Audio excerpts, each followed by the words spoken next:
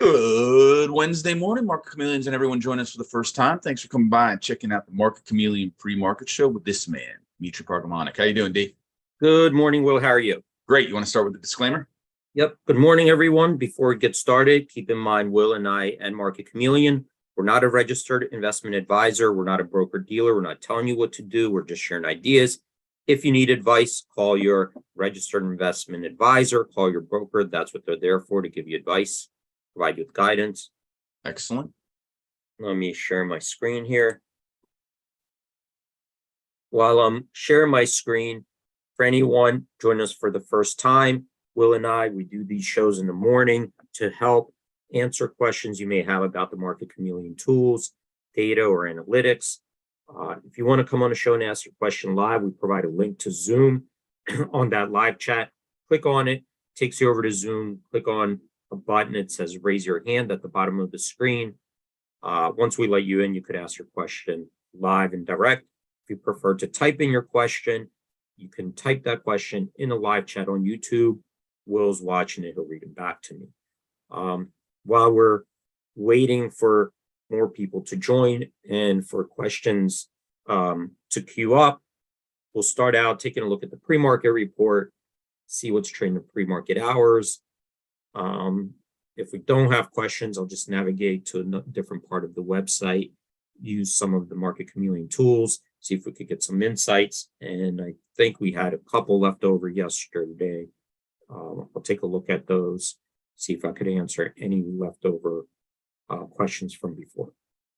Okay. Perfect. So pre-market report, these are stocks trading in a pre-market hours.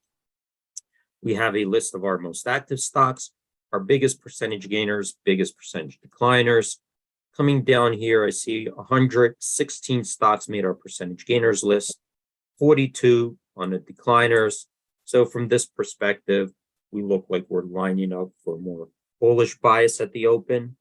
And if we look at this list, you'll see that we have low cap stocks in this list, ETFs, leverage products, pretty much anything that's traded on the major US exchanges. If it's trading in the pre-market hours and it meets our thresholds, it could make this list. So what we want to do is maybe narrow down this list to a smaller group of stocks. And to do that, we could use the filters above. And I'm going to use this one in ETF. I'm going to click on that, drops down that filter. You get a list of ETFs to choose from. That top one, SPY, that's the broad-based ETF, the S&P 500 ETF. So I'm going to click on that. And when you do that, the list below will get filtered by stocks that are holdings in the SPY ETF. And here we got 15 stocks made our percentage gainers list, 12 on the decliners. So slightly bullish bias at the open from this perspective, but they're almost even. I would say flat or neutral open. The big story, I think, here is the Microsoft, 8% in a pre-market hours. They reported earnings. Looks like they reported good earnings, and in their cloud, which I think some people were really watching, the cloud area. But the bigger story is their AI, their investment in AI, and they were mentioned in their press release. I'm sure they're talking about it, and getting a lot of questions from those analysts. But very, they're definitely looking at AI as the big revenue driver going forward. And you could see, I think right now, they started to embed it in a lot of their own products. And if you use their browser, what is it, the Internet Explorer? Yeah. Browser, right? I think at the top right, you could drop down that AI and start asking it questions right from the browser. And now they're looking at it as a real threat to the traditional search, which Google dominates, right? So even though Google did have pretty good earnings, and their revenues from their ads have been going up, I think people are looking and using this AI, and now they're seeing that could really replace the traditional search engines out there, dominated by Google. So definitely an interesting, and Google has, their own AI technology. So far, nobody, is that I know of is saying that it's been great or it's competing with the Chat GPT, but they do internally work on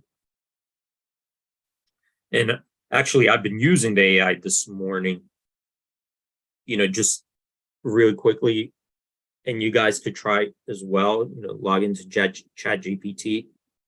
You could take the press release and ask Chat GPT to summarize that press release, the earnings, and ask it and start asking it questions. I was testing it today.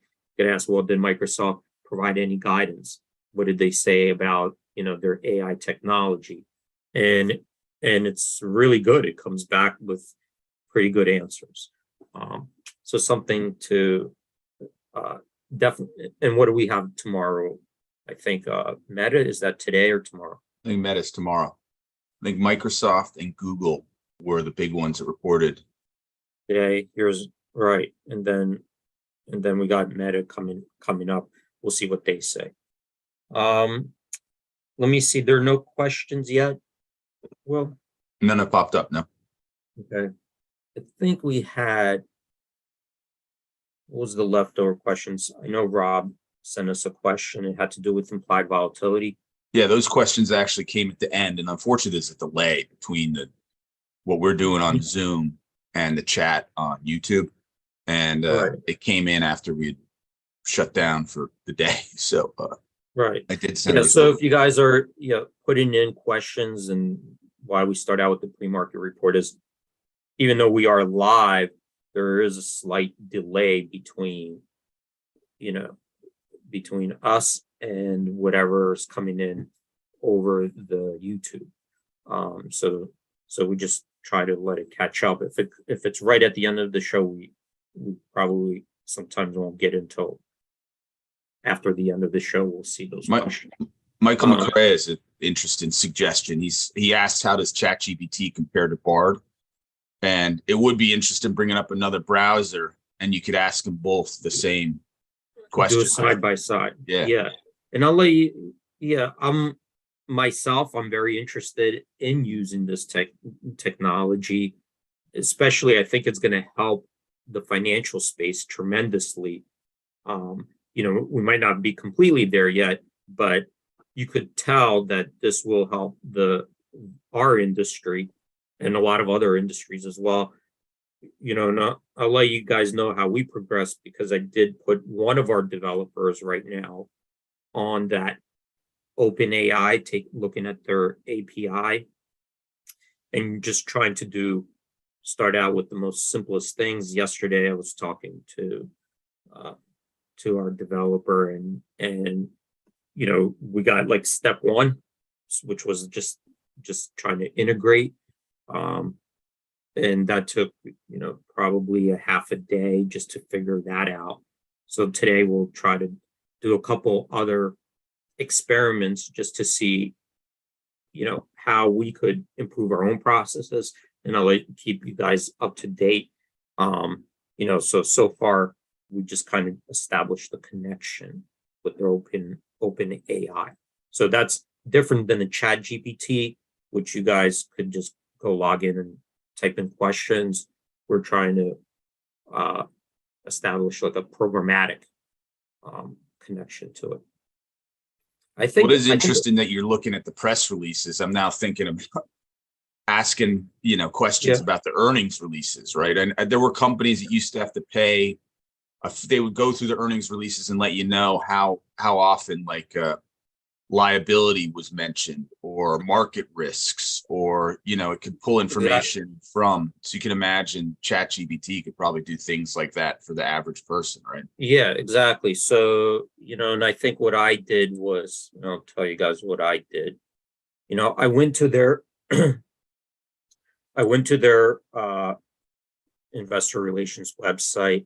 I mean, I'm not going to do the whole thing right now because it did take me like 15 minutes to set this all up. But I went to their investor relations website and I took their press release, and I just copied it, pasted it into Chat GPT, and started asking it, to summarize it for me. And then I was asking questions about the press release itself. Like, what did they say about AI? What did Microsoft give guidance? What did they say about their cloud? And you could start just asking it questions, and it already read and interpreted that press release, and it'll give you answers to your questions, which is great, because you have a really long press release with a lot of text, and you're just looking for specific answers, then this was definitely a great tool.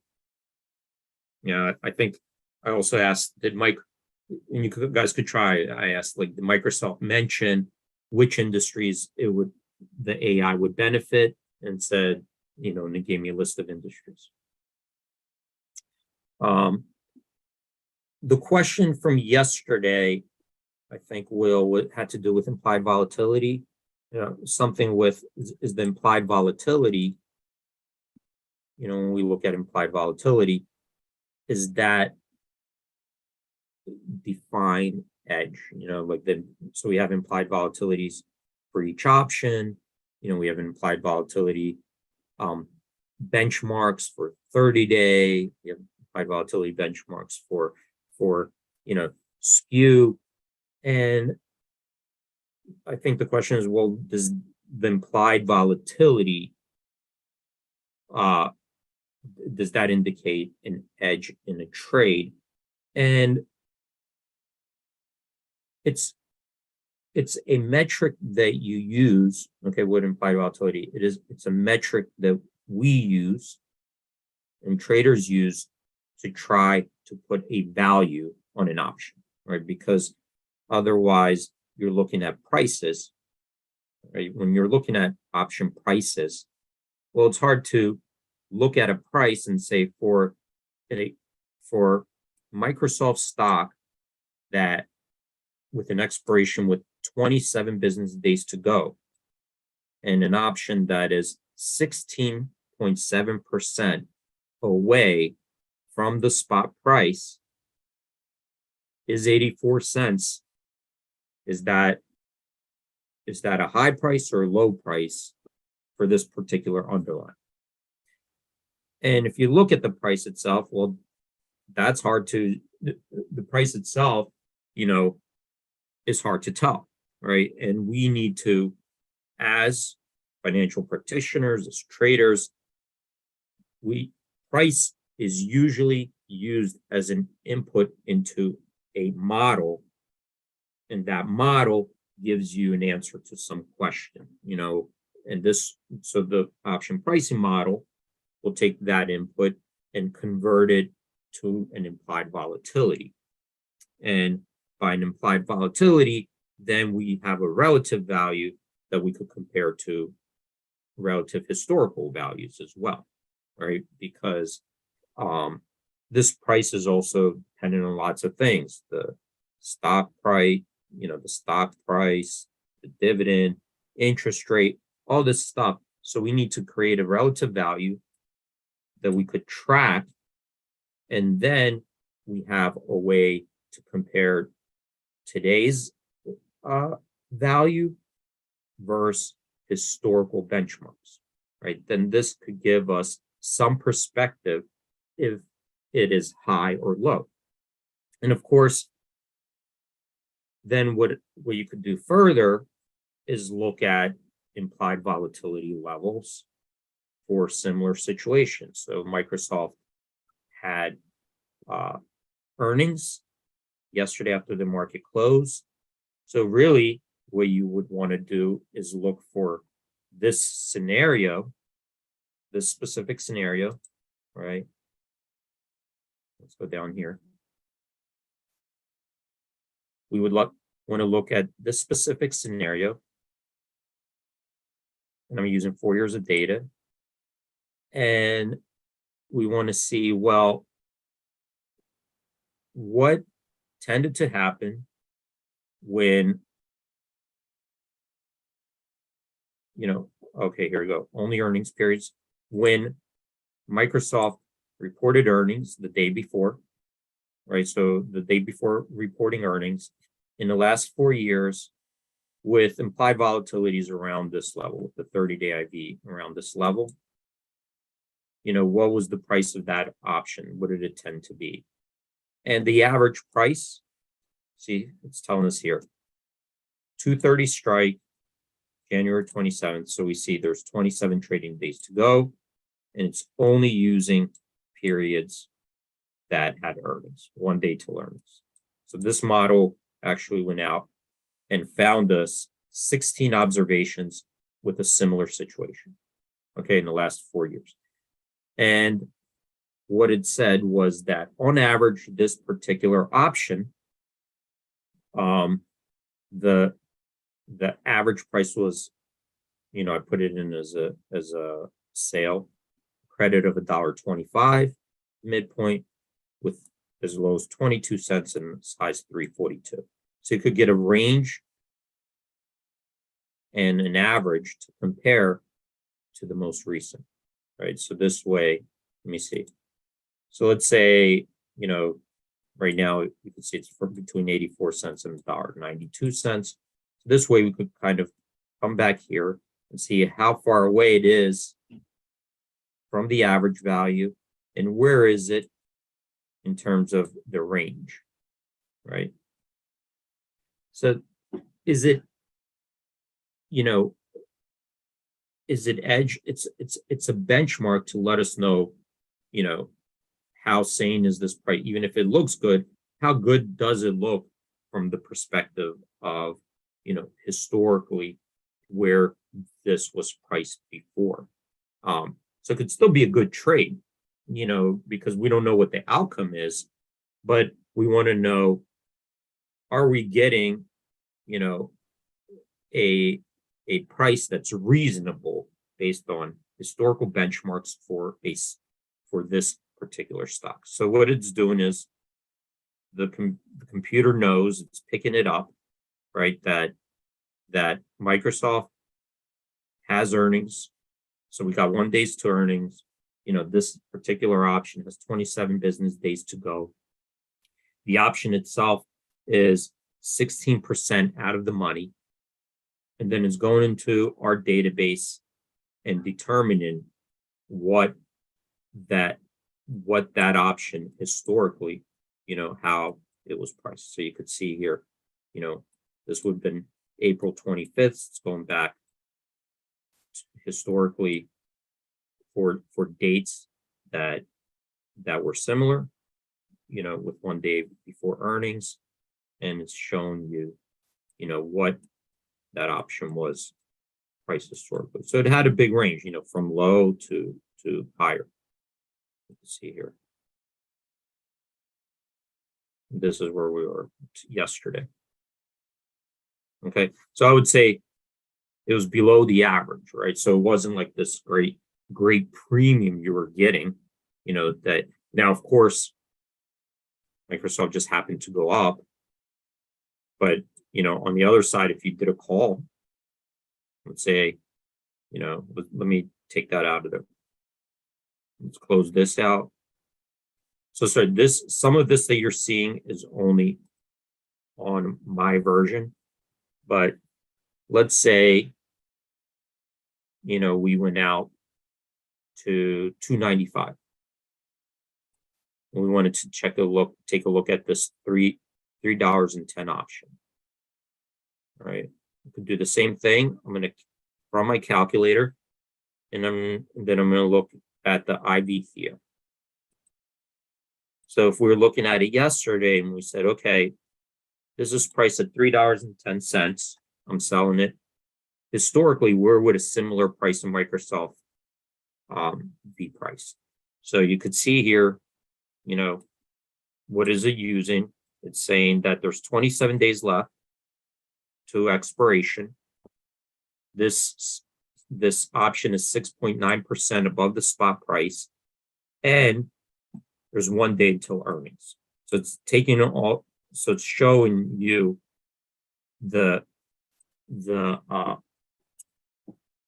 data points it's using in its analysis. Okay, so these are the things it's using in this analysis, and what it's saying is historically the average price was around $4. Okay, that's what the average of option price was. You can go back in history and see, the differences. It was as low as $1.52, as high as $7.50. So wide range. Range. If you look at the range, it's pretty wide. The average is $4. It's not like, the range was between $3.70 and $4.20. It's not like that. It is a wide range. You got to keep that in mind. It's been all over the place, as high as $7.50, as low as $1.52, average around $4. So yesterday's was not particularly, pumped up in that option. Hey, D? Yeah. I want to let you get as far into this as you could before I end. Michael had a good question. He asked, is the over-under on the interactive charts based upon a 1 standard deviation or straddle move? It would be nice to see if you could adjust the over-under chart under based on 2 or 3 standard deviation move. I guess he's asking, is there a way to change that 1 standard even move? I'm somewhere else on the site. We may have it to see a 2 or 3 day standard. Yeah, maybe show me where you're looking at. Is it from the options chain, this one? Well, he's looking at the interactive. Yeah. Where, Michael, can you expand where you're looking at it?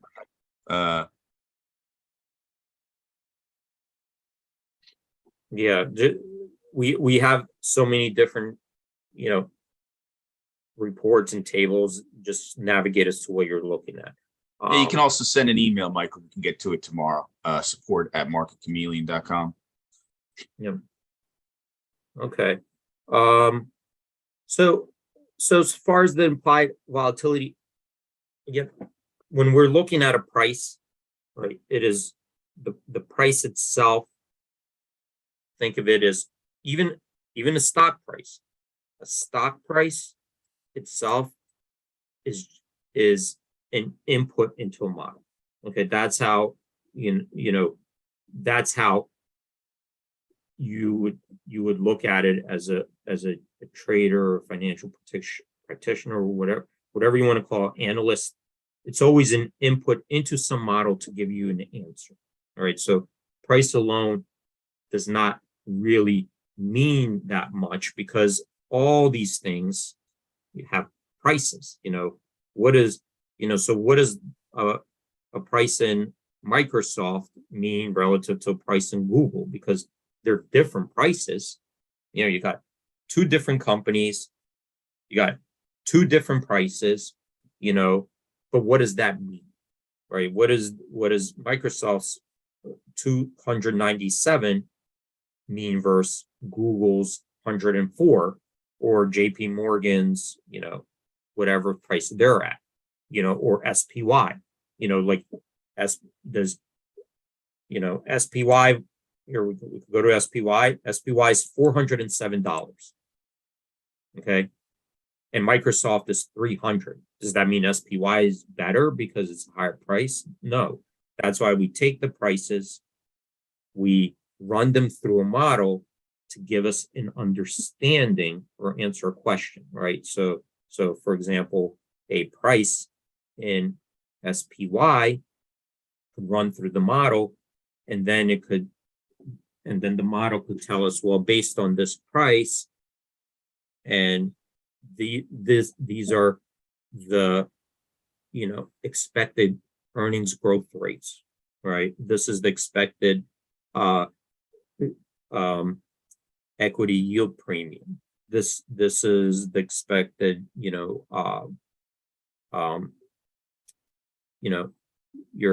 your free cash flow yield.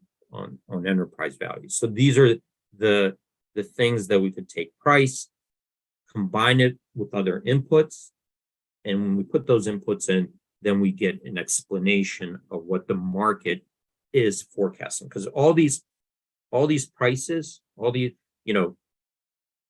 you're looking at a stock price or an option price, it is the market making a prediction or a forecast that's forward looking.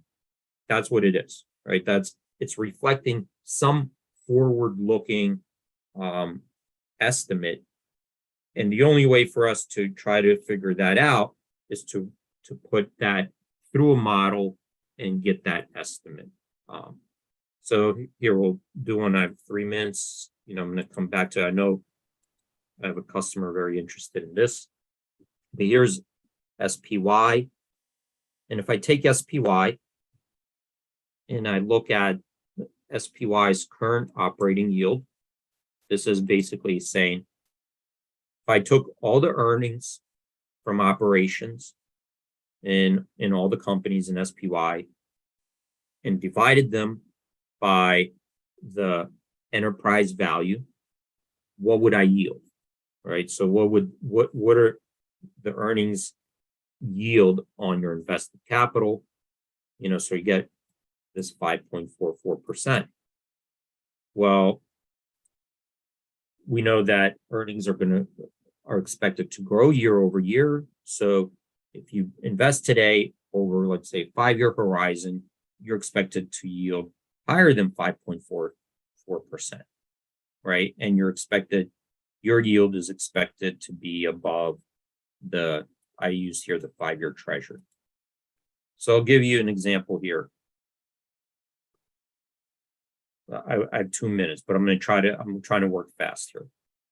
So if we require a risk premium, right now, this risk premium is 3.2%, meaning that if the 5-year treasury is 3.43%, and we know that the current yield is 5.44, and if we think that the earnings are going to grow at 6.45%, so I'm just using the long-term trend line, average 6.45%.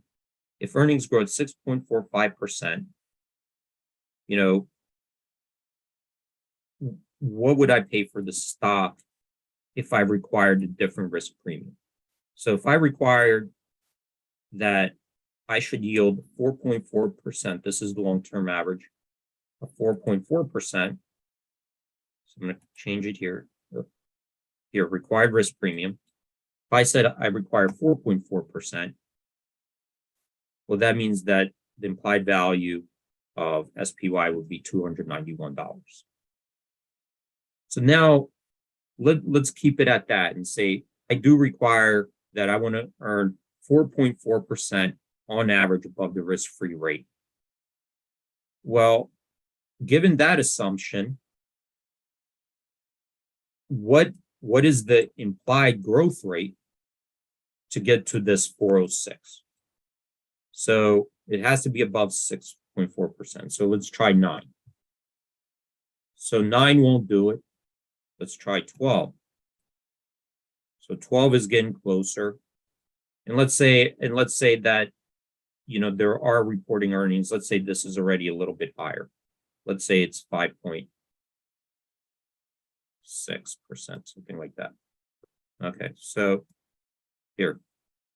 So given these assumptions, right, now I could work backwards. All right. That's 11%. Let me just, hold on. I'm trying to get this to equal this 406. So given these assumptions, if the required rate of return is 4.4%, basically I need to yield 4.4% above the risk-free rate. If that's my assumption, that means that the earnings growth rate projection year over year in the next 5 years would be around between 11 and 12%, which is on the high end. You can see here, we've done that before, but that's definitely on the high end. So this way it gives me a perspective of what this price is signaling about forward-looking expectations. Okay, so you see how I work backwards. Anyway, we're at over 9:30. We'll do this again, I promise. Once I get this model out to you, we'll play around with it more. Awesome. Well, listen, Michael did send more information about where the chart is. It's actually under the earnings interactive chart. So I'll send his questions and show you where the link to that is, and we'll look at it tomorrow. Awesome job, D. Okay. All right. Thanks, everyone, for joining. Stay safe out there. Have a great trading day, and hope to see you guys tomorrow. All right, everyone. Remember, thumbs up, subscribe, get your OpenAI on. Great job, D.